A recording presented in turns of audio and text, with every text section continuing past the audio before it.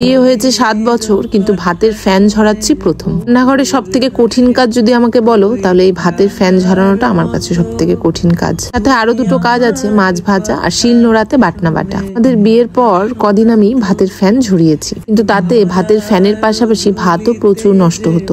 সংসারটা যখন দুজনের, তাই আমার হাজবেন্ড কি করলো, সকালবেলা ভাতটা ওই বসাতো, রাতের বেলা ভাতটা আমি বসালেও ফ্যান ঝরানোর কাজটা আমার হাজবেন্ডের। বেশ কিছুদিন ধরে আমার হাজবেন্ডের ডিউটি পড়েছে, অনেক সকালে যেতে হয়, তাই এখন ওর কাজটা এখন আমাকেই করতে হচ্ছে। আমার কাছে কোথাও লেখা নেই যে সংসারে এই কাজটা মেয়েরা করবে আর এই কাজটা ছেলেরা করবে। আমার মনে হয় এই নিয়মটা থাকলে সংসারে অশান্তি থাকবেই। আজকে যদি আমার ছেলে থাকতো, তাহলে আমি ছেলেকে ছোট থেকেই শিক্ষা দিতাম, তুমি তোমার বাবাকে যেমন কাজে হেল্প করবে বড় হয়ে, ঠিক তেমন তোমার মাকেও বাড়ির কাজে হেল্প করবে। পরবর্তী সময় তোমার যখন বিয়ে হবে, তখন তোমার ওয়াইফকেও ঠিক কাজে হেল্প করবে। এটাই তো আমাদের শিক্ষা হওয়া উচিত, তাই না? কিন্তু আমরা কজন করি বলতো?